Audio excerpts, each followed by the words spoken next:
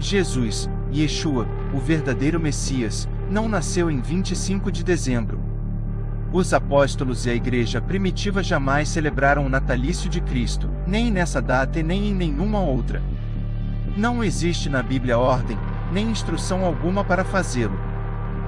Porém existe sim, a ordem de atentarmos bem e lembrarmos sempre a sua morte e ressurreição.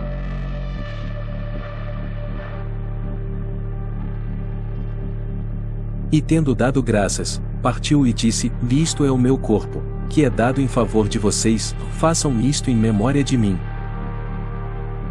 Da mesma forma, depois da ceia ele tomou o cálice e disse: Este cálice é a nova aliança no meu sangue, façam isto, sempre que o beberem, em memória de mim. Porque, sempre que comerem deste pão e beberem deste cálice, vocês anunciam a morte do Senhor até que ele venha. A maioria das pessoas supõe muitas coisas acerca da origem do Natal. Mas não fiquemos nas suposições, busquemos os fatos. A festa de Natal tem sua origem na Igreja Católica Romana, e desta se estendeu ao protestantismo e ao redor do mundo. Em que se inspirou a Igreja Católica Romana? Não foi nos ensinamentos do Novo Testamento. Não foi na Bíblia, e nem nos apóstolos que haviam sido instruídos pessoalmente, pelo Senhor Jesus. O Natal se introduziu na Igreja durante o século IV, proveniente do paganismo. Posto que a celebração do Natal foi introduzida ao mundo pela Igreja Católica Romana. Vejamos o que diz a Enciclopédia Católica.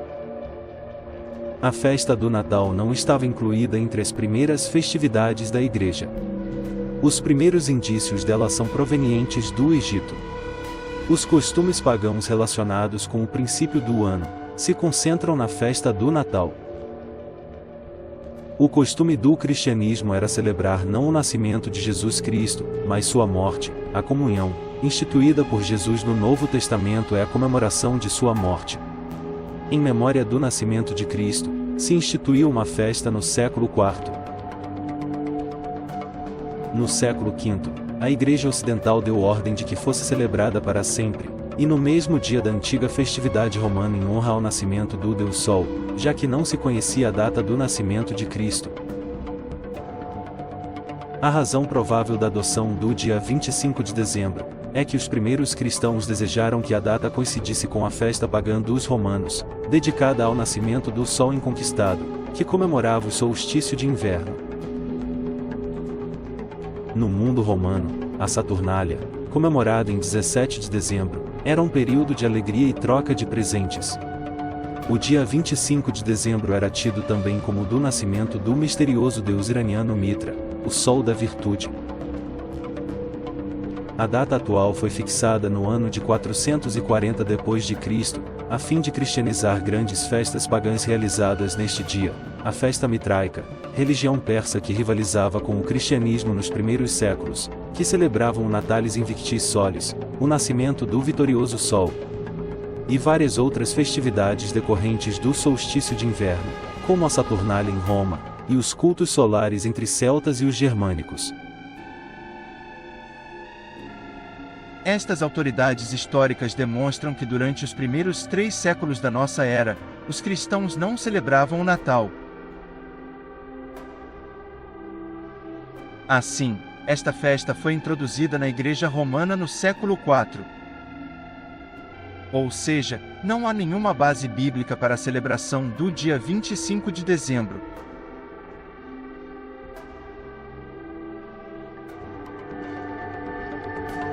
O Senhor Jesus Cristo nem sequer nasceu na época do ano em que se comemora o Natal. Quando ele nasceu, havia pastores que estavam nos campos próximos e durante a noite tomavam conta dos seus rebanhos. Lucas 2, 8. Isto jamais poderia acontecer na Judéia no mês de dezembro. Os pastores tiravam seus rebanhos dos campos em meados de outubro, e os guardavam para protegê-los do inverno que se aproximava, tempo frio e de muitas chuvas.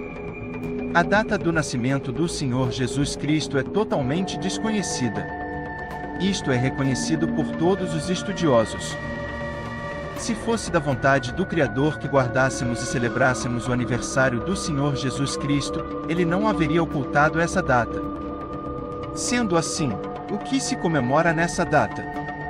Qual é a origem do Natal? O Natal é uma das principais tradições do sistema corrupto chamado Babilônia, e como tal, é censurado nas profecias e ensinamentos bíblicos. Tem suas raízes na antiga Babilônia de Nimrod. Data da época imediatamente posterior ao dilúvio.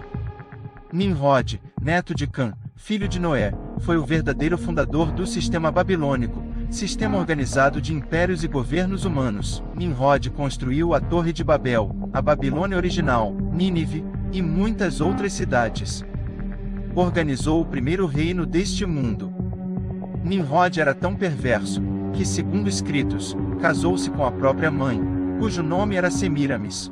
Morto prematuramente, sua chamada mãe-esposa, Semiramis, propagou a perversa doutrina de reencarnação de Nimrod em seu filho Tamuz. Ela declarou que em cada aniversário de seu nascimento, Nimrod desejaria presentes em uma árvore. A data de seu nascimento era 25 de dezembro. Aqui está a verdadeira origem do Natal.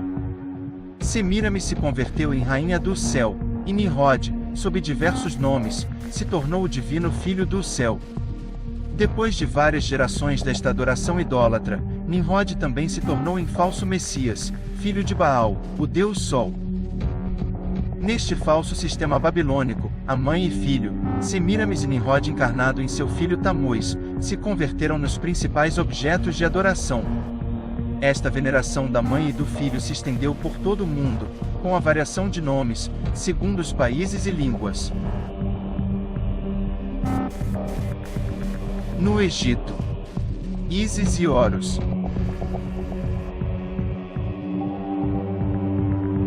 Na Grécia, Mykenê. Na Índia, Matrika. Maia e Buda.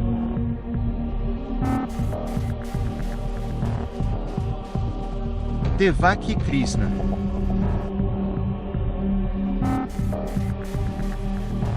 No México, Colima. Na Grécia, Afrodite e Dionísio. Na Turquia, Arina. No Japão, Guanyin, Canon. Em Roma, Maria e o Menino Jesus, também conhecida como Rainha dos Céus.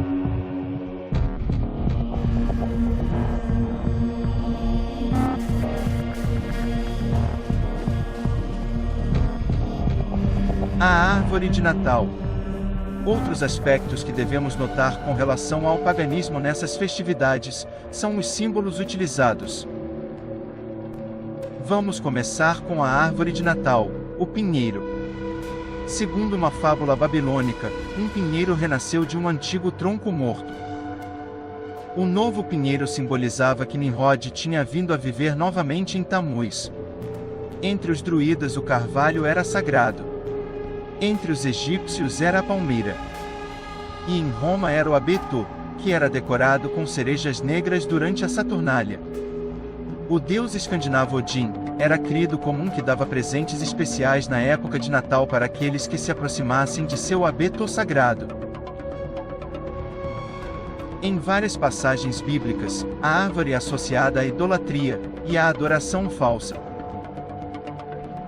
Sacrificam sobre os cumes dos montes, e queimam incenso sobre os outeiros, debaixo do carvalho, e do álamo, e do almeiro, porque é boa a sua sombra, por isso vossas filhas se prostituem, e as vossas noras adulteram.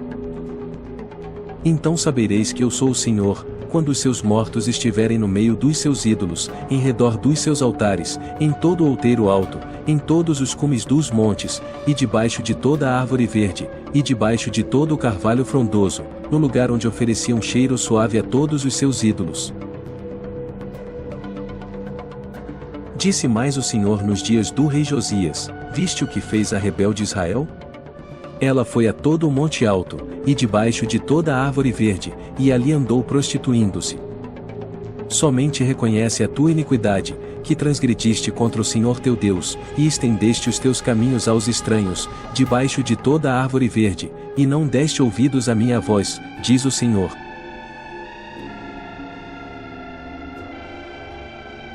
Não plantarás nenhuma árvore junto ao altar do Senhor teu Deus, que fizeres para ti.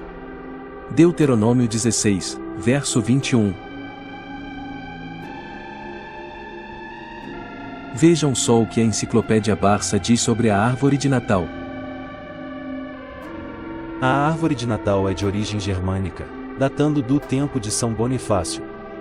Foi adotado para substituir os sacrifícios ao carvalho sagrado de Odin, adorando-se uma árvore, em homenagem ao Deus Menino.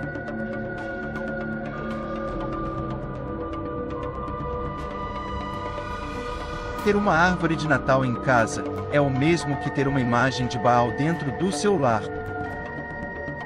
Leia com muita atenção o texto em Jeremias capítulo 10. Assim diz o Senhor: Não aprendais o caminho dos gentios, nem vos espanteis dos sinais dos céus, porque com eles se atemorizam as nações. Porque os costumes dos povos são vaidade, pois corta-se do bosque um madeiro, obra das mãos do artífice, feita com machado. Com prata e com ouro o enfeitam, com pregos e com martelos o firmam, para que não se mova.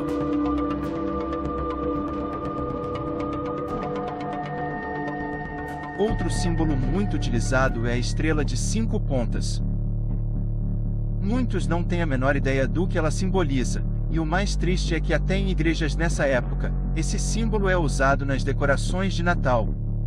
Acredito que na maioria dos casos, por não saberem do significado oculto por trás desse símbolo. Muito se fala sobre esse símbolo, e há muita desinformação também, que claro, é proposital.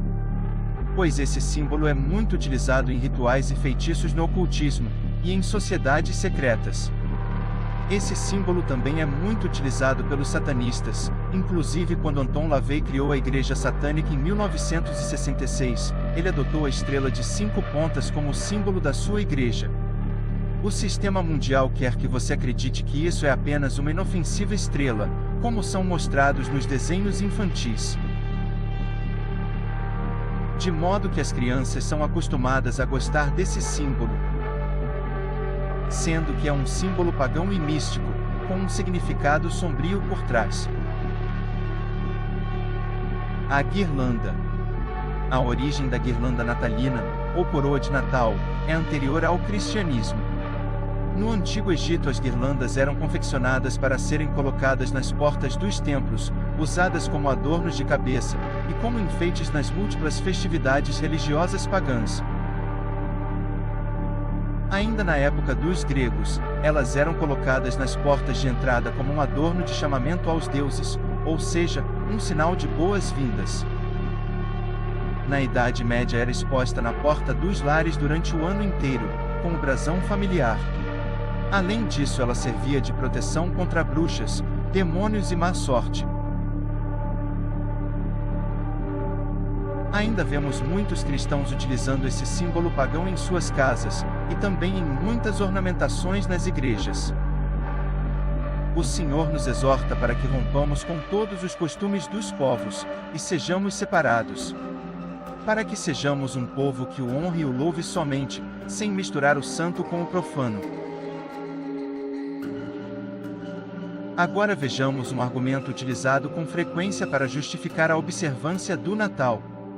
Há quem insistem que apesar de suas raízes em um costume pagão, agora não se observa o Natal para honrar um falso Deus, o Deus Sol, senão para honrar ao Senhor Jesus Cristo.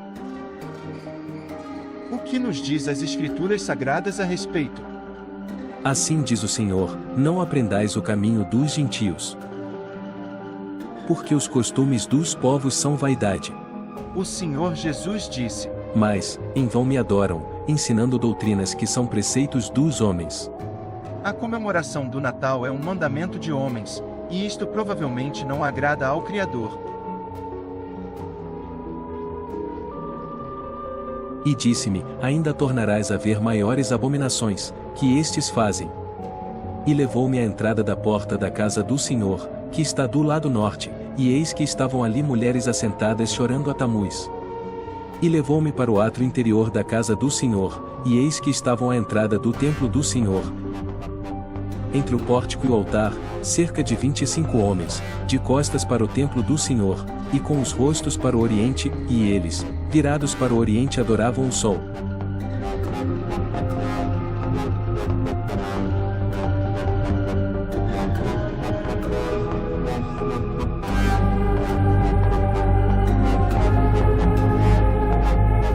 No livro de Apocalipse, no capítulo 18, há uma exortação para esses últimos dias.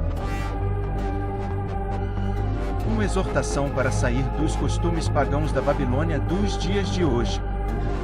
E ouvi outra voz do céu, que dizia: sai dela, povo meu, para que não sejas participante dos seus pecados, e para que não incorras nas suas pragas.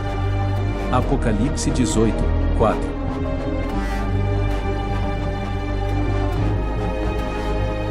Porque os costumes dos povos são vaidade. Jeremias 10, verso 3. O restante do capítulo de Jeremias mostra a dura exortação que Deus dá ao seu povo. Mas por quê? Porque trouxe para dentro de casa costumes de povos pagãos, fazendo com que todos sejam idólatras, causando com isso a ira de Deus. Mesmo que sejam idólatras inocentemente.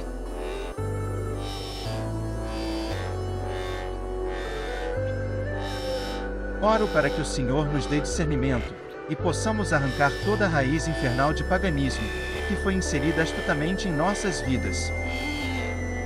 E que possamos estar preparados e aprovados para o encontro triunfal com o Senhor Jesus, que em breve voltará.